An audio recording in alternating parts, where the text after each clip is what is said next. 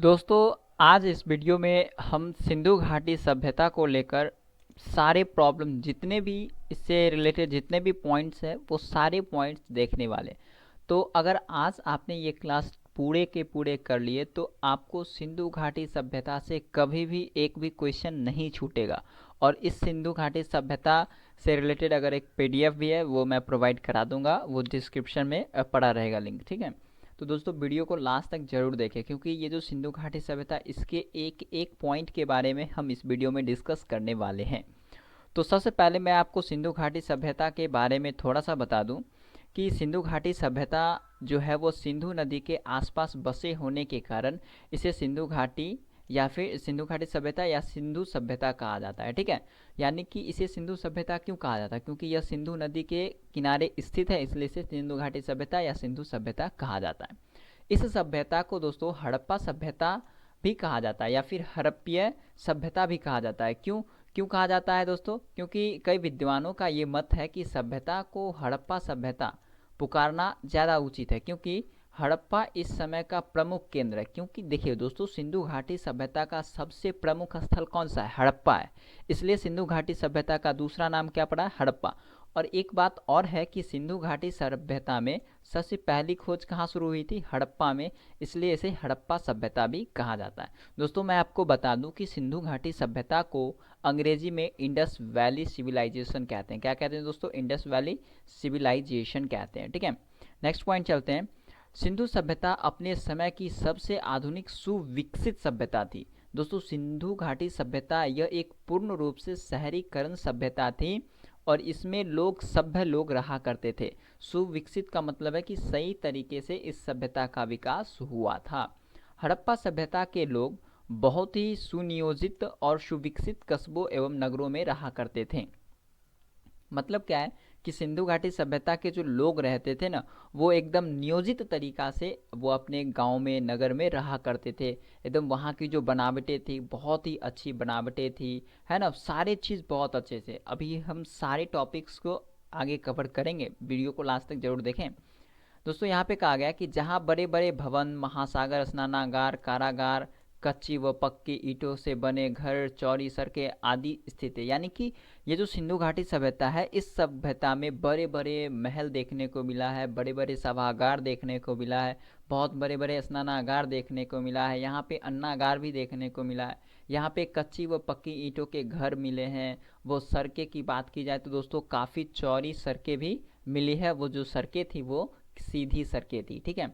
साथ ही इस सभ्यता के लोग हथियार, आभूषण, मूर्तियों और बर्तनों का भी निर्माण करना जानते थे। दोस्तों सिंधु घाटी सभ्यता के जो लोग थे वो हथियार का निर्माण करना जानते थे, वो आभूषणों का निर्माण करना जानते थे, वो मूर्तियों का निर्माण, बर्तनों का निर्माण, ये सारे कार्य वो लोग जानते थे। इनके निर्माण में तांबा, चांदी और कांसे आदि, मतलब इन सब का जो प्रयोग है वो ज़्यादातर किया जाते थे। ज़्यादातर तांबे का, कांसा का उपयोग यहाँ पे सिंधु घाटी सभ्यता के लोग किया करते थे। आगे बात करें हम सिंधु सभ्यता हड़प्पा सभ्यता का काल निर्धारण। दोस्तों अलग अलग लोगों के द्वारा अलग अलग, है ना, अलग अलग जो वैज्ञानिक हैं उनके द्वारा अलग अलग समय निर्धारित किया गया है, जिसमें से हम लोग मार्टिमर व्हीलर के अनुसार 2500 से 1500 ईसा पूर्व वाला हम लोग जानते हैं ना। तो अलग अलग लोगों ने अलग अलग मत दिया सिंधु घाटी सभ्यता का काल निर्धारण करने में। तो आप इसको देख लेंगे, बट इसमें ये इंपॉर्टेंट है, ठीक है, आप इसको याद रखेंगे। नेक्स्ट पॉइंट चलते हैं। सिंधु घाटी के प्रमुख स्थल। दोस्तों अभी जो सिंधु घाटी सभ्यता में प्रमुख कौन कौन से स्थल हैं वो आपको अभी मैं आगे बताने जा रहा हूँ। और दोस्तों ये जो है ना वो मैं इंडिया के मैप पे भी आपको दिखाऊंगा, आगे है इंडिया का मैप भी है, उसमें हमने अलग अलग टॉपिक, अलग अलग जहाँ जहाँ जो स्थान पड़ता है वो सारे हमने डिनोट करके दिखाया है, ठीक है।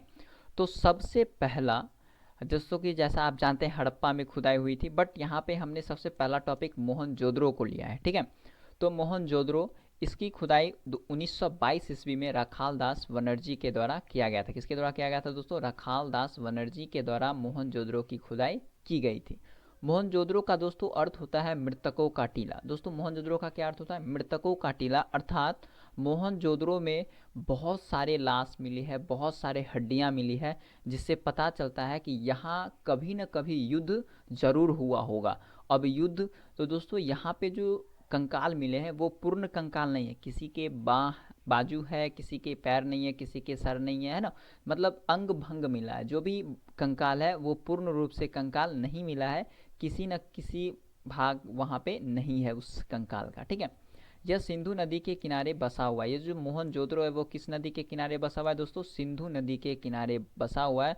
और यह सिंध, पाकिस्तान के सिंध के लरकाना जिले में मौजूद है। पाकिस्तान के सिंध गांव के लरकाना जिला में क्या है, सॉरी, स्थित है, ठीक है। तो लरकाना जिला में ये क्या है, स्थित है। मैं बात करूं कि मोहनजोदड़ो में क्या क्या मिला है, प्राप्त साक्ष्य के रूप में हमें क्या क्या देखने को मिला है। तो दोस्तों यहाँ पे सूती कपड़े के अंश देखने को मिला है, यानी कि सूती कपड़े का अंश अर्थात सूती का व्यापार अर्थात कपास का। सूती किसका बनता है? कपास का। तो कपास का साक्ष्य कहाँ देखने को मिला है? मोहनजोदड़ो में। सूती कपड़े का साक्ष्य मोहनजोदड़ो में।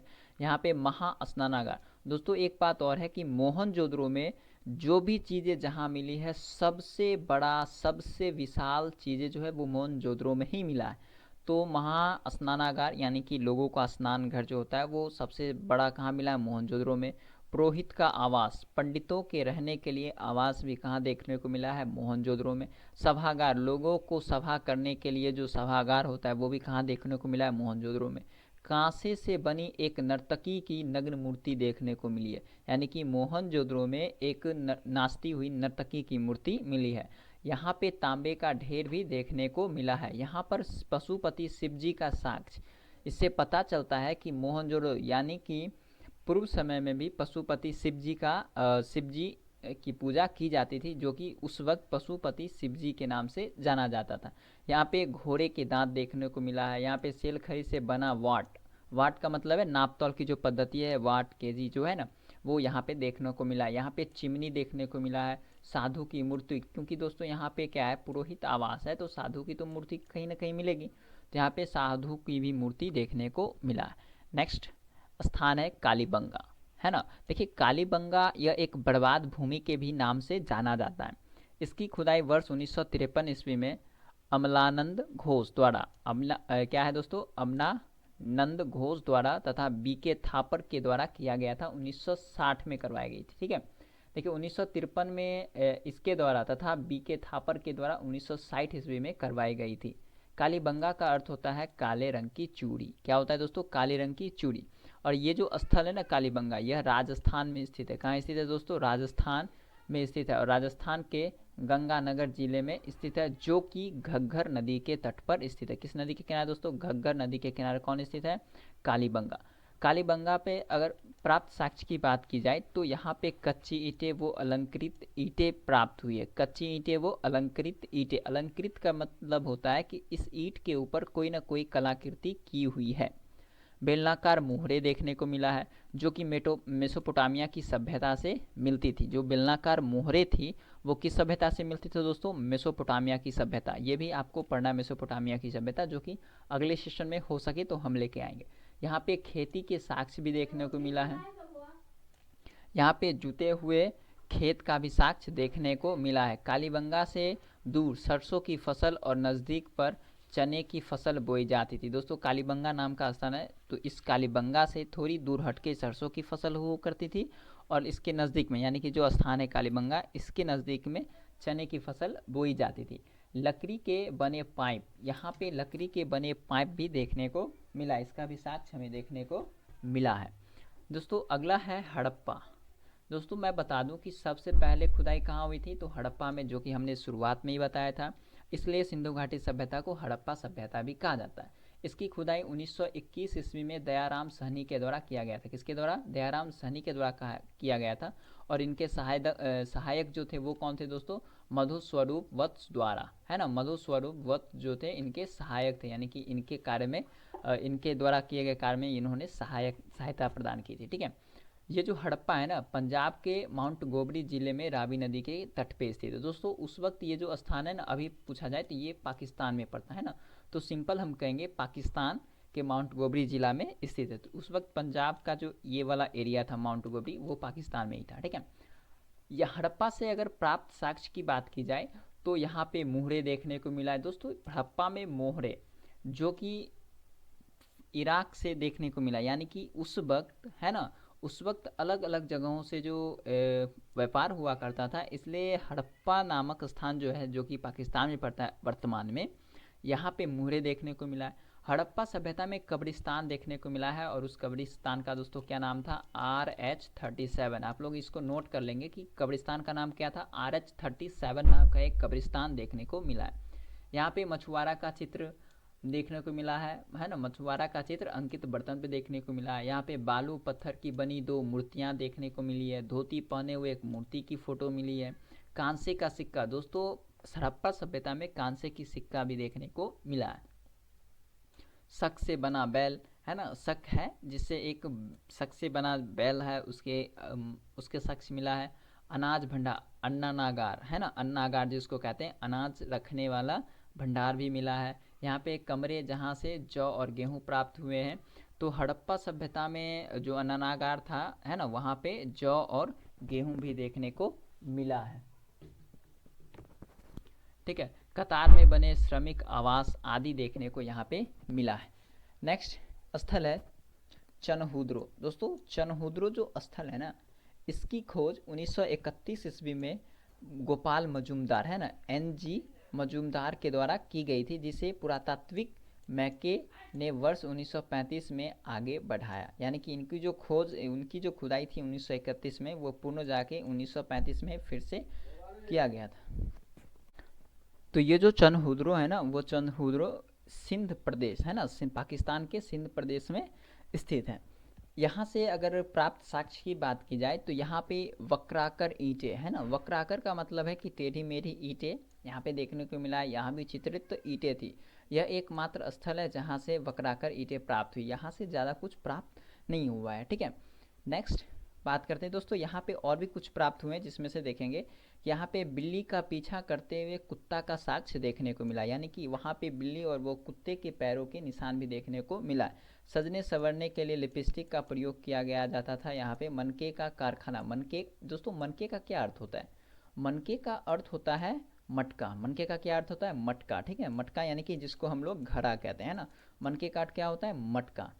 तो आगे देखिए, हमने जैसा कि कहा था कि हमने मैप में भी बताना है। देखो दोस्तों, ये है आपका हड़प्पा, जहाँ पे ये हड़प्पा था। यहाँ पे आपका क्या है दोस्तों? यहाँ पे है आपका बालकप्ट है। यहाँ पे देखिए दोस्तों कोडतीजी है। यहाँ पे आपका कालीबंगा है। तो हमने इसमें सारा, यहाँ पे देखिए धौलावीरा है ना, यहाँ पे लोथल है आपका। तो ये है कुछ प्रमुख स्थल जो कि आपको यहाँ पे मैप में हमने दिखाया। दोस्तों आपको मैं बता दूं कि हड़प्पा सभ्यता यानी कि जो सिंधु घाटी सभ्यता है, इसका जो आकार है ना, हम लोग पढ़ते हैं त्रिभुजाकार। यानी कि सिंधु घाटी सभ्यता का आकार कैसा था? तो हम लोग कहते हैं त्रिभुजाकार। आखिर त्रिभुजाकार कैसे था? तो मैं आपको बता दूं कि जो पूर्व वाला जो भाग था सिंधु घाटी सभ्यता का, जो पूर्वी भाग था, है ना दोस्तों, वो कम विकसित था। क्या था? कम विकसित था। हमारा यहाँ पे कश्मीर, ऊपर में कश्मीर तक था, नीचे में महाराष्ट्र तक था, और इधर कहाँ तक था दोस्तों? सुतका गेंडोर तक था।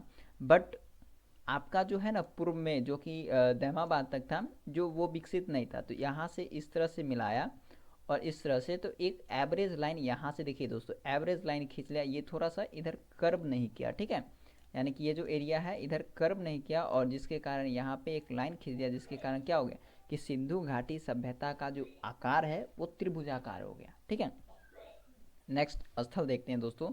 नेक्स्ट स्थल है बनवाली। दोस्तों नाम से स्पष्ट होता है कि बनवाली अर्थात बना होगा बहुत अच्छा, बट इसका यहाँ पे वैसा कोई रोल है नहीं। ठीक, अपने नाम के अपोजिट ये चलता है। इसकी खोज की बात की जाए तो इसकी खोज 1973 ईस्वी में RS विस्ट द्वारा की गई थी। किसके द्वारा दोस्तों? RS विस्ट द्वारा की गई थी। यह स्थल हरियाणा के हिसार जिले में, जो बनवाली है वो कहाँ पड़ता है? हरियाणा के हिसार जिले में। यहाँ पे अगर प्राप्त साक्ष्य की बात की जाए तो यहाँ पे तांबा का बना वनाग्र व कुल्हाड़ी देखने को मिला है। यहाँ पे हल की आकृति भी देखने को मिला है। ठीक है, किसकी आकृति दोस्तों देखने को मिला है? हल की आकृति भी देखने को मिला है। आकृति दोस्तों यहाँ पे खिलौना भी देखने को मिला है। पत्थर व ईंट के मकान भी देखने को मिला है। उन्नत किस्म की जौ, उन्नत किस्म का मतलब अच्छे फसल, जो कि जौ थे वो काफ़ी अच्छे फसल थे। सड़कों पे बैलगाड़ी के निशान भी देखने को मिला है। कहाँ से? बनवाली से। नेक्स्ट स्थल है लोथल। दोस्तों लोथल बहुत ही सिंधु घाटी सभ्यता का सबसे प्रमुख स्थल है। यहाँ से बहुत दूर दूर तक व्यापार किए जाते थे, ठीक है, कहाँ बहुत दूर तक व्यापार किए जाते थे, और इसका साक्ष्य भी यहाँ पे मिला है, ठीक है। तो लोथल की जो खोज है ना 1957 ईस्वी में रंगनाथ राव द्वारा किया गया था। किनके द्वारा? रंगनाथ राव द्वारा किया गया था। ये जो स्थल है, ये स्थल आपका गुजरात में स्थित है। कहाँ पे है दोस्तों? गुजरात के अहमदाबाद जिले में, जो कि भोगवा नदी के किनारे स्थित है। किस नदी के किनारे स्थित है दोस्तों? भोगवा नदी के किनारे जो हमारा लोथल है वो स्थित है। यहाँ पे अगर प्राप्त साक्ष्य की बात की जाए, यहाँ पे क्या क्या मिला है, तो यहाँ पे अग्नि वेदिका देखने को मिला है ना, यहाँ पे अग्नि वेदिका को देखने को मिला। पक्की मिट्टी से बना नाव का नमूना देखने को मिला। पक्की मिट्टी से बने नाव का नमूना देखने को मिला। यहाँ पे जहाज बनाने का स्थल, जो लोथल है वहाँ पे जहाज बनाया जाता था, वो स्थल मिला है, ठीक है। यहाँ पे चावल के दाने भी देखने को मिला। यहाँ पे फारस की मुहर दे देखने को मिला। अब यहाँ पे व्यापार बहुत बड़ा किया जाता था, जिससे क्या है कि फारस की मोहरें, यहाँ इससे पता चलता है कि लोथल का जो व्यापार है उस वक्त फारस तक हुआ करता था। तो फारस की मोहरें लोथल बंदरगाह, लोथल एक प्रकार का बंदरगाह भी था दोस्तों, तो लोथल बंदरगाह पे फारस की मोहर देखने को मिली है। यहाँ पे हाथी का दांत का व्यापार किया जाता था। यहाँ पे घोड़े की लघु मृण मूर्ति भी बनी हुई थी। आगे इसमें भी और भी है कि मम्मी की आकृति, मम्मी समझते हैं ना, हाँ, वो अपनी मम्मी नहीं, वो मम्मी जो कि एक होती है कपड़े में लपेट के रहती है ना, वो वाली मम्मी की आकृति भी देखने को मिला। यहाँ पे चक्की, जो कि अनाज को पीसने का काम करता है, वो चक्की भी देखने को मिला। यहाँ पे चालाक लोमड़ी की कहानी के सबूत भी देखने को मिला है, और भी बहुत सारी चीज़ छोटे छोटे देखने को। तो जो इम्पोर्टेंट है वही हमने इस यहाँ पे कवर किया है, ठीक है। नेक्स्ट चलते हैं। अगला स्थान है आलमगीरपुर। क्या है दोस्तों? आलमगीरपुर। इसकी खुदाई 1958 ईस्वी में यज्ञदत्त शर्मा के द्वारा की गई थी। यह स्थल उत्तर प्रदेश के मेरठ जिला में हिंडन नदी के किनारे स्थित है। किस नदी के किनारे दोस्तों? हिंडन नदी के किनारे। तो आपको यहाँ पे ये याद रखना है इसकी खोज किसने की थी और ये किस नदी के किनारे स्थित है, बस इतना ही ध्यान रखना है, ठीक है।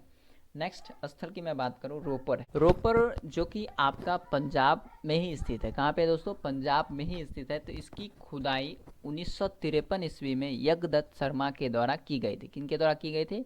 1953 ईस्वी में यज्ञदत्त शर्मा। दोस्तों आलमगीर और रोपर दोनों की खुदाई सेम लोगों ने किया था, सेम व्यक्ति ने किए हैं, ठीक है, की गई थी। यह स्थल पंजाब राज्य में सतलज नदी के किनारे स्थित है। किस नदी के किनारे दोस्तों? सतलज नदी के किनारे स्थित है।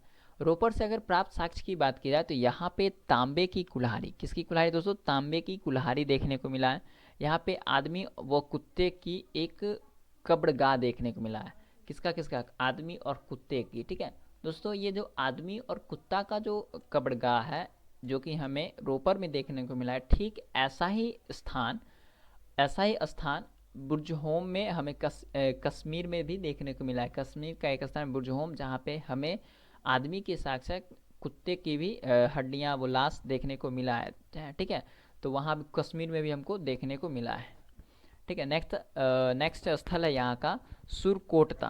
कौन है दोस्तों? सुरकोटदा। इसकी खुदाई वर्ष 1964 ईस्वी में गणपति जोशी द्वारा की गई थी। किनके द्वारा की गई थी? गणपति जोशी के द्वारा करवाई गई थी। यह स्थल गुजरात राज्य के कच्छ नाम के जगह पे स्थित है। कहाँ पे स्थित है दोस्तों? गुजरात नाम के कच्छ नाम का एक स्थान है गुजरात में, वहाँ पे ये स्थित है। यहाँ पे अगर मैं साक्ष्य की बात करूँ तो यहाँ पे घोड़े की हड्डियाँ, जो सुरकोटता है, यहाँ पे जो आपको याद रखना है, ये घोड़े की हड्डियाँ देखने को मिला है। यहाँ पे अनूठी प्रकार के कब्रगाह, अलग अलग तरीके के कब्रगाह देखने को मिला है, ठीक है। नेक्स्ट स्थल है सूत का गेंडोर, ठीक है। सूत को गेंडोर लिखा, बट सूत का गेंडोर भी आप इसको पढ़ सकते हैं, ऐसा ही कभी कभी लिखे देखने को मिला होगा। तो सूत का गेंडोर जो है ना, इसकी खुदाई 1927 ईस्वी में ऑरेनस्टाइन के द्वारा करवाई गई थी। यह स्थल बलूचिस्तान में डास्क नदी, ये जो डास्क लिखा है दोस्तों, डास्क होगा, ठीक है। कौन सी नदी? डास्क नदी के किनारे स्थित है, ठीक है। डास्क नदी के किनारे स्थित है। तो इसकी खुदाई 1927 ईस्वी में ऑरेनस्टाइन के द्वारा करवाई गई थी, और ये जो बलूचिस्तान के डास्क नदी के किनारे स्थित है। तो आपको इसमें ये डास्क नदी याद रखना है, और कहाँ पे स्थित है वो याद रखना है। यहाँ पे अगर प्राप्त साक्ष्य की बात की जाए तो यहाँ पे मिट्टी की बनी चूड़ियाँ, और दोस्तों मैं आपको बता दूं कि चूड़ी का जो साक्ष्य है हमने थोड़ी देर पहले ऊपर पढ़ा है कि कहाँ पे देखने को मिला है। तो वो कालीबंगा कहाँ स्थित है? राजस्थान में स्थित है, ठीक है, याद रखेंगे सब लोग। तो प्राप्त साक्ष्य मिट्टी की बनी चूड़ियाँ देखने को मिला है, राख से भरा बर्तन भी देखने को मिला है, तांबे की कुल्हाड़ी देखने को मिला है, मनुष्य की हड्डियाँ भी देखने को मिला है। दोस्तों सूतका गेंडोर में युगल समाधान भी देखने को मिला है। युगल समाधान क्या होता है दोस्तों? यानी कि दो लाशों को एक साथ दफनाना, है ना। नेक्स्ट है धौलावीरा। दोस्तों धौलावीरा सिंधु घाटी सभ्यता का बहुत बड़ा स्थल माना जाता था। माना जाता था, ऐसा क्यों? जब नवीनतम खोज के अनुसार राखीगढ़ की खोज हो गई, है ना, राखीगढ़ की खोज हो गई, तब ये धौलावीरा छोटा पड़ गया, क्योंकि पूर्व में धौलावीरा बहुत बड़ा स्थल था।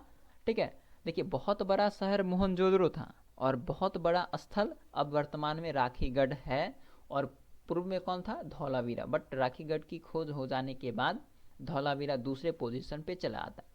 तो धौलावीरा की जो खोज है 1967 ईस्वी में जगपति जोशी के द्वारा की गई थी, परंतु इसकी व्यापक खुदाई रविंद्र सिंह बिष्ट द्वारा करवाई गई थी। दोस्तों ये नाम भी पीछे आ चुका है। यह स्थल गुजरात राज्य के कच्छ जिले में मानहार एवं मानसर, है ना, मानहार एवं मानसर नदी के बीच में स्थित है। यह पहला ऐसा नगर है जो 3 भागों में बटा हुआ है। ये ऐसा नगर है ना जो कितने भागों में बटा हुआ है दोस्तों? 3 भागों में, दुर्ग भाग, मध्य भाग और निचला भाग, यानी कि इसको 3 भागों में बांट दिया। दुर्ग अर्थात किले वाला एरिया। दुर्ग का अर्थ क्या होता है? किला, है ना, बाउंड्रिंग जिसको कहते हैं। तो किसी भी ये घर है तो घर के चारों ओर बाउंड्रिंग करवा दिए, इसी को कहते हैं दुर्ग, है ना। तो ये हो गया दुर्ग वाला भाग, उसके बाद हो गया आपका ये मध्य वाला भाग, और उसके बाद ये हो गया निचला भाग, है ना। तो इस तरह से धौलावीरा को बांट दिया गया था। यहाँ पे धौलावीरा पे जो प्राप्त साक्ष्य है, यहाँ पे दुर्ग भाग मध्य भाग के बीच में भव्य इमारत के अवशेष। अब देखो दोस्तों यहाँ पे इससे पता चलता है कि काफ़ी बड़ा स्थल था राजा महाराजाओं की तरह। तो ये दुर्ग वाला हो गया, ये मध्य, तो बीच में तो जाहिर सी बात है ना कि बहुत बड़ा भव्य इमारत होंगी। तो इस दोनों के बीच में भव्य इमारत अवशेष देखने को मिला है। चारों ओर दर्शकों के बैठने के लिए बनाई गई सीढ़ीनुमा संरचना तथा सूचना पट भी देखने को मिला है ना। जैसे अभी हम लोग स्टेडियम में देखते हैं, क्रिकेट स्टेडियम में रहता है एकदम बैठने के लिए, ठीक उसी प्रकार वहाँ ही था। नेक्स्ट चलते हैं। और दोस्तों यहाँ पे विभिन्न प्रकार के जलाशय, जलाशय का मतलब है जहाँ पे जल को रखा जाता है, विभिन्न प्रकार के जलाशय, कुएं, तालाब भी देखने को मिला है। अगला टॉपिक है, अगला टॉपिक नहीं दोस्तों, अगला स्थान है राखीगढ़। जैसा कि हमने बताया था कि ये धौलावीरा जो है वो बाद में बड़ा हो गया, बट राखीगढ़ यहाँ पे अभी खुदाई हो चुकी है, तो राखीगढ़ सबसे बड़ा स्थल माना जाता है। इसकी खुदाई वर्ष 1997 ईस्वी में 97 में है, अमरेंद्रनाथ द्वारा किया गया था। ठीक है, यह स्थल हरियाणा राज्य के हिसार जिले में सरस्वती तथा द्विदत्त, है ना, क्या है, दूधत्वी नदियों के पास स्थित है। ठीक है, धौलावीरा के बाद राखीगढ़ भारत में स्थित सिंधु घाटी सभ्यता का सबसे बड़ा नगर है। दोस्तों यहाँ पे देखिए क्या कह रहा है, धौलावीरा के बाद राखीगढ़ भारत में स्थित सिंधु सभ्यता का सबसे बड़ा नगर है। जब तक धौलावीरा की खोज, जब तक राखीगढ़ की खोज नहीं हुई थी तब तक धौलावीरा बड़ा था। जैसे ही राखीगढ़ की खोज हुई धौलावीरा वहाँ पे छोटा पड़ गया। ठीक है, अगला स्थान है कोट दीजी। दोस्तों इसकी खुदाई 1955 में F.A. खान के द्वारा करवाई गई थी। यह स्थल मोहनजोदड़ो के समीप में ही स्थित है। यहाँ पे प्राप्त साक्ष्य की बात की जाए तो चांदी के सर्वप्रथम प्रयोग यहीं पे हुआ था। ठीक है, बारहसिंगा का नमूना, बारहसिंगा जो पशु है उसका नमूना भी यहाँ पे देखने को मिला है। अगला है अलाहदीनो। क्या है दोस्तों? अलाहदीनो। तो अलाहदीनो नामक जो स्थान है इसकी खुदाई फेयर सर्विस द्वारा करवाई गई थी। यह सिंधु नदी और अरब सागर के संगम के समीप स्थित है। कहाँ दोस्तों? यह जो है खुदाई फेयर सर्विस द्वारा करवाई गई थी और यह सिंधु नदी और अरब सागर के संगम के समीप स्थित है। अगला स्थान है कुनाल। दोस्तों कुनाल यह स्थान जो है ना हरियाणा में स्थित है। दोस्तों हरियाणा से रिलेटेड सिंधु घाटी सभ्यता में एक बहुत बड़ा टॉपिक थोड़ा बहुत आता है, इसमें हरियाणा में बहुत सारे स्थल स्थित हैं, तो उसको आपको याद रखने हैं। ठीक है, अगला है, अभी हम पढ़ते हैं कि कुनाल नामक जो स्थान है वहाँ पे क्या क्या हमें देखने को मिला। यहाँ से चांदी के 2 मुकुट प्राप्त हुए। ज़्यादा कुछ अब ये सब जो है ना ज़्यादा विशेष नहीं है। हाँ आपको रंगपुर एक याद रखना है, क्योंकि यहाँ पे धान की भूसी भी देखने को मिला था। यहाँ पे कच्ची ईंटों से, इसमें आपको ये याद रखना है कि धान की भूसी रंगपुर से देखने को मिला था। तो ये कुछ प्रमुख स्थल थे सिंधु घाटी सभ्यता के जो हमने देखा। अब हम आगे चलते हैं अपने वीडियो में। दोस्तों वीडियो को लाइक ज़रूर करें, वीडियो को शेयर भी करें ताकि कोई दूसरा भी देख पाए हमारे इस वीडियो को। और हमें भी सपोर्ट मिल जाए। ठीक है दोस्तों, अगला आगे हम डील करते हैं कि सिंधु घाटी सभ्यता में भक्ति व पूजा किस प्रकार हुआ करता था। ठीक है, तो इस सभ्यता के जो लोग थे वो शिव जी की पूजा किया करते थे। यहाँ पे एक नर्तक के रूप में आप देखे होंगे कि एक नर्तकी की भी मूर्ति मिली है, यहाँ पे शिव जी की भी मूर्ति मिली है। ठीक है, यहाँ पे धनुर्धर और नागधारी के स्वरूप में करते थे। शिव जी की जो पूजा है वो किरात यानी कि शिकारी के तरह पे, नर्तक धनुर्धर और नागधारी के स्वरूप में करते थे। यहाँ मातृ देवी, दोस्तों एक चीज़ और है कि सिंधु घाटी सभ्यता है वो मातृ संतात्मक है, अर्थात सिंधु घाटी सभ्यता में माता का महत्व बहुत अधिक है। और जैसा ही आप वैदिक काल पर होगे वहाँ पे गायों का महत्व क्या होता है, बढ़ जाता है। ठीक है, तो देवी के सौम्य एवं रौद्र रूप की पूजा यहाँ पे की जाती है। यहाँ पे पृथ्वी एक मूर्ति में स्त्री के गर्भ से पौधा निकलता दिखाया गया है, जो कि अवश्य ही पृथ्वी का स्वरूप है ना। तो यहाँ पे पृथ्वी की भी पूजा की जाती है, प्रजनन शक्ति की भी पूजा की जाती है। यहाँ पे वृक्ष जैसे कि पीपल और बबूल के हो गए, पशु की बात की जाए तो कुबर और सांड और वृषभ जिसको बैल कहते हैं ना, तो ये सब की पूजा यहाँ पे की जाती थी। तो सिंधु घाटी सभ्यता में इन सभी चीज़ों की पूजाएं की जाती थी। ठीक है, आगे हम लोग चलते हैं अपने टॉपिक में। दोस्तों आगे है सिंधु सभ्यता में प्रयोग होने वाले माप तौल के साधन, अर्थात सिंधु घाटी सभ्यता में कोई भी वस्तुएं खरीदी जाती थी तो कैसे खरीदी जाती थी, किस पैमाने पे खरीदी जाती थी। तो लोथल, जहाँ पे आपको हाथी दांत भी देखने को मिला है, वहाँ पे व्यापार होता था। तो लोथल में हाथी दांत से बना एक पैमाना था, है ना। कोई इस तरह का पैमाना होगा जो हाथी दांत से बनता होगा, उससे पैमाना, उससे माप तौल किए जाते थे। मोहनजोदड़ो से सेल खरी तथा सीप का बना वाट देखने को मिला है। यहाँ पे एक और है दोस्तों, यहाँ पे 16 केजी का वाट देखने को मिला, अर्थात आप जो भी खरीदोगे वो 16 केजी के गुणज में ही खरीदोगे। ठीक है, 16 32 हो गया, फिर 64 हो गया, है ना, इस तरह से आप खरीदोगे वहाँ पे, जिससे माना जाता था कि सिंधु घाटी सभ्यता अर्थात हड़प्पा सभ्यता के लोग माप तौल की इकाई से भी चित परिचित है, यानी कि इस समय भी लोग माप तौल की प्रक्रियाएं अपनाती थी। ठीक है, आगे चलते हैं हम लोग अपने टॉपिक में। दोस्तों सिंधु घाटी सभ्यता में प्रयोग की गई धातु, यानी कि सिंधु घाटी सभ्यता के जो लोग थे ना, वो किन किन धातुओं का उपयोग किए आखिर। तो इस सभ्यता के लोग तांबा, सोना, चांदी, सीसा, टीन आदि धातुओं का प्रयोग करते थे। कुछ पुरातात्विक द्वारा माना जाता है कि पहली बार चांदी का प्रयोग सिंधु सभ्यता में ही किया गया था, यानी कि सिंधु घाटी सभ्यता से पहले चांदी का उपयोग किया नहीं गया था, अर्थात सिंधु घाटी सभ्यता में पहली बार चांदी का उपयोग किया गया। और दोस्तों आपको कमेंट पे बताना है कि सिंधु घाटी सभ्यता में कौन सा धातु काफ़ी अधिक मात्रा में मिला है, जो कि हमने उसमें ऊपर बता दिया। ओ सॉरी दोस्तों, यहीं पे है कि सबसे अधिक तांबे का प्रयोग किया गया, अर्थात यहाँ पे तांबे का जो ढेर है काफ़ी अधिक देखने को मिला, क्योंकि जो चीज़ ज़्यादा रहेगा उसी चीज़ को तो लोग उपयोग करेंगे ना। आगे चलते हैं अपने वीडियो में। आगे दोस्तों सिंधु घाटी सभ्यता की नगर योजना का वर्णन, है ना, यानी कि सिंधु घाटी सभ्यता की जो नगर योजना थी वो कैसी थी। तो सिंधु घाटी सभ्यता की जो नगर योजना थी वो कुछ निम्न है, अभी हम लोग आगे देखेंगे। सिंधु घाटी सभ्यता की नगर योजना ही सिंधु सभ्यता की सबसे बड़ी विशेषता थी। जैसा कि हमने बताया था शुरुआत में ही कि सिंधु घाटी सभ्यता में जो भी चीज़ें बहुत अच्छी तरीके से व्यवस्थित तरीके से बनाई गई थी, यहाँ पे जो सड़कें थी वो भी काफ़ी चौड़ी चौड़ी सड़कें थी, है ना, ये सारी चीज़ें बहुत ही अच्छी तरीके से व्यवस्थित थी, जिसके कारण इसे शहरी सभ्यता भी कहा जाता था। जलानुमा सड़कें वो गलियाँ, यानी कि सड़क के किनारे में यहाँ पे नालियाँ भी देखने को मिला था, जो कि सभी घरों से गंदा पानी निकलते हुए एक शहर के बाहर एक हौज में, जो कि एक गड्ढा बना हुआ था, उसमें जाके गिरता था।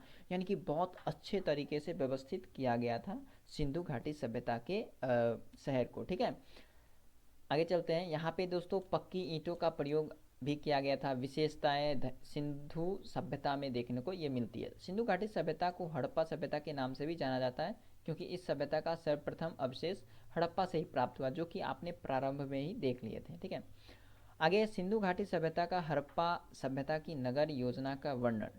तो जो उसका वर्णन है कैसे थी नहीं थी, वो यहाँ पे अभी कुछ वर्णन है जो कि हम यहाँ पे बताने वाले। तो दोस्तों मैं आपको बता दूं कि सबसे पहला पॉइंट कि सिंधु घाटी सभ्यता का जो हड़प्पा सभ्यता थी ना, एक मिनट चलिए। सिंधु घाटी सभ्यता का हड़प्पा सभ्यता में नगर की सड़कें, मकान सुनियोजित, है ना, सुनियोजित ढंग से बनाए जाते थे, मकान बनाने के लिए पक्की ईंटों का प्रयोग किया जाता था। तो सिंधु घाटी सभ्यता में मकान बनाने के लिए किस ईंटों का प्रयोग किया जाता था? पक्की ईंटों की प्रयोग किया जाता था। यहाँ पे घर जो थे वो एक लाइन से बने हुए थे, ठीक है, एक ही तरफ से, यानी कि सड़क के दोनों तरफ से घर बने हुए थे अच्छे तरीके से, ठीक है। सिंधु घाटी की जो ईंटें थी निश्चित अनुपात में बनाई जाती थी, ना ही कोई छोटा ना ही कोई बड़ा, जो कि आयताकार ईंटें हुआ करती थी। इसके लंबाई, चौड़ाई और मोटाई का जो अनुपात है 4:2:1 था, ठीक है। आगे है, नगर को दो भागों में विभाजित किया गया था। एक भाग छोटा लेकिन ऊंचाई पर बना होता था, तो दूसरा जो भाग था, है ना, अधिक बड़ा परंतु नीचे बनाया गया था। ऊंचे भाग को दुर्ग और निचले भाग को निचला शहर के नाम से जाना जाता था। दुर्ग को कच्ची ईंटों के चबूतरे पर बनाया जाता था, इसलिए यह ऊंचे होते थे। दोस्तों, दुर्ग को कच्ची ईंटों के चबूतरे पे बनाया जाता है, इसलिए इसका स्थान क्या कहाँ होता था? ऊंचा हुआ करता था, ठीक है। आगे है, दुर्ग को दीवार से घेरा। दोस्तों, जैसा कि हमने बताया कि दुर्ग का अर्थ होता है किला, बाउंड्रिंग, है ना, घर के चारों ओर बाउंड्रिंग कर देता है, वही होता है दुर्ग। तो दुर्ग को दीवार से घेरा गया था, जिसका अर्थ है कि इसे निचले शहर से अलग किया गया था। अर्थात सिंधु घाटी सभ्यता को दो भाग बांटते हैं, निचले शहर और ऊपरी शहर, ठीक है। तो दुर्ग में खाद्य भंडार, गृह, महत्वपूर्ण कार्यशालाएं, धार्मिक इमारतें और जन इमारतें थी। निचले भाग में लोग रहा करते थे, ऊपरी भाग में, है ना, भंडार रहा, खाद्य भंडार रहा करता था, गिरी रहा करते, महत्वपूर्ण कार्यशालाएं, धार्मिक इमारतें रहा करती थी, और निचले भाग में लोग रहा करते थे, ठीक है। आगे है, हड़प्पा शहरों की सबसे अनूठी, सबसे विशेषता जो है वो जल निकास प्रणाली, जो कि हमने पहले ही बताया था कि सड़क के किनारे नालियां बनी हुई थी और उन सारी नालियों से पानी होकर एक शहर से अलग एक अलग गड्ढे में गिरा करती थी, ठीक है। सड़कों तथा गलियों को ग्रिड पद्धति यानी कि जालनुमा में बनाया गया था। सड़कें सीधी और एक दूसरे के समकोण में रहती थी, यानी कि सड़कें हमेशा 90 डिग्री, समकोण का अर्थ क्या है, सॉरी, समकोण का अर्थ है हमेशा 90 डिग्री में सड़कें बनी हुई थी, ठीक है। ऐसा जान पड़ता था कि पहले नालियों के साथ गालियाँ बनाई, गलियाँ हैं, सॉरी, गालियाँ नहीं, गलियाँ होना चाहिए। तो नालियों के साथ गलियाँ बनाई गई और फिर उनके अगल बगल मकानों का निर्माण किया गया, है ना। दोस्तों, ये सारे टॉपिक्स हैं, आप सब पढ़ लेंगे, जो कि उतना इंपॉर्टेंट नहीं रखता है, बट ये कुछ हमने इंपॉर्टेंस को डिलीट कर दिए हैं, आप लोग इसको भी अपना पढ़ लीजिएगा वीडियो पॉज करके, है ना। हम आगे चलते हैं। सिंधु घाटी सभ्यता का आर्थिक जीवन, यहाँ के लोग कैसे रहा करते थे, क्या यहाँ की कृषि क्या था, यानी कि जीवन का आधार क्या था। तो सिंधु घाटी सभ्यता का आर्थिक जीवन देखते हैं हम लोग। सिंधु घाटी सभ्यता का जो आर्थिक जीवन वो कृषि, पशुपालन, व्यापार व उद्योग, इन सबों पर आधारित था। यानी कि यहाँ के लोग कृषि भी करते थे, पशुपालन भी करते थे, व्यापार भी करते थे और उद्योग भी लगाते थे, है ना। सिंधु सभ्यता के निवासी का मुख्य पेशा कृषि था, बट सिंधु घाटी सभ्यता का जो मुख्य पेशा क्या था दोस्तों? कृषि था। कृषि के साथ पशुपालन और व्यापार अर्थव्यवस्था के मुख्य आधार थे, इसके साथ थे, बट मुख्य कौन था दोस्तों? कृषि था। तो आप लोग याद रखेंगे कि सिंधु घाटी सभ्यता का आर्थिक जीवन का आधार क्या था, है ना, तो आप बोलोगे कृषि। आगे चलते हैं। सिंधु और उसकी सहायक नदियां हर वर्ष उर्वरक मिट्टी बहाकर लाया करती है, जिस पर पत्थर और कांसे से बने उपकरण और औजारों का प्रयोग कर खेती किया करते थे। दोस्तों, ये तो आपको पता ही होगा कि कोई भी नदी अपने साथ बहुत सारे उर्वरक को लाती है, बहुत सारे मिट्टियाँ, उपजाऊ मिट्टी लाती है, जो कि नदी के किनारे छोड़ दिया करती थी। और छोड़ने के कारण क्या है कि उसमें बहुत अच्छी फसल लगती थी, और जिस एरिया में जिस किनारे नदियाँ मिट्टी ज़्यादा छोड़ती थी, ज़्यादा उर्वरक छोड़ती थी, तो वहाँ पे फसल काफ़ी अच्छे उगते थे, ठीक है। तो इसी कारण कहीं ना कहीं सिंधु घाटी सभ्यता विकसित शहर माना जाता था। सिंधु घाटी सभ्यता का, हड़प्पा सभ्यता का आर्थिक जीवन कैसा था? तो प्रमुखतः यहाँ पे गेहूँ और जौ की खेती की जाती थी, विशेषकर यहाँ पे सूती वस्त्रों के लिए, है ना, कपास की भी खेती की जाती थी यहाँ पे। यहीं के निवासी ने विश्व में सर्वप्रथम कपास की खेती प्रारंभ की थी। तो सर्वप्रथम कपास की खेती किस सभ्यता में हुई थी दोस्तों? तो सिंधु घाटी सभ्यता में हुई थी। इस सभ्यता के किसान अपनी आवश्यकता से अधिक अनाज का उत्पादन करते थे, इसलिए नगर में अनाज के भंडार के लिए अन्नागार बनाए गए थे, जहां खाद्य पदार्थों को सुरक्षित रखा जाता था। यानी कि इस सभ्यता में जो लोग थे ना, अपने उपयोग से ज़्यादा अनाज उगाते थे, और जो बचे हुए अनाज थे उस बचे हुए अनाज को भंडार में रख दिया जाता था। अन्नागार एक बनाया हुआ था, अन्नागार, उसमें रख दिया करते थे, ठीक है। आगे है, कृषि के साथ साथ पशुपालन भी बहुतायत में किया। बहुतायत का मतलब है अधिक मात्रा में, अधिक किया है ना, कृषि के साथ साथ पशुपालन भी बहुत ज़्यादा किया, जिसमें बैल, गाय, भैंस, भेड़, बकरी, सूअर, कुत्ते, खरगोश, हिरन और कुबड़ बग्घा है ना, वृषभ आदि देखने को। बट यहाँ पे आपको दोस्तों शेर नहीं देखने को मिलेगा, यहाँ पे है ना शेर नहीं। और दोस्तों सिंधु घाटी सभ्यता में ये जो गाय है ना, इसका भी उतना महत्व नहीं है, गाय का भी महत्व नहीं है। कुबड़दार वृषभ का मुहरों पर अंकन बहुतायत में मिलता है, एक श्रृंगी वाला पशु जिसको कहते हैं। बैल तथा भैंसों का उपयोग बैलगाड़ी और भैंसा गाड़ी में आयात के लिए किया जाता था। इसी के माध्यम से सिंधु सभ्यता के लोग एक जगह से दूसरी जगह तक आयात निर्यात किया करते थे। तो लोग सिंधु घाटी सभ्यता में आने जाने के लिए बैलगाड़ी या फिर भैंसा गाड़ी का उपयोग किया करते थे।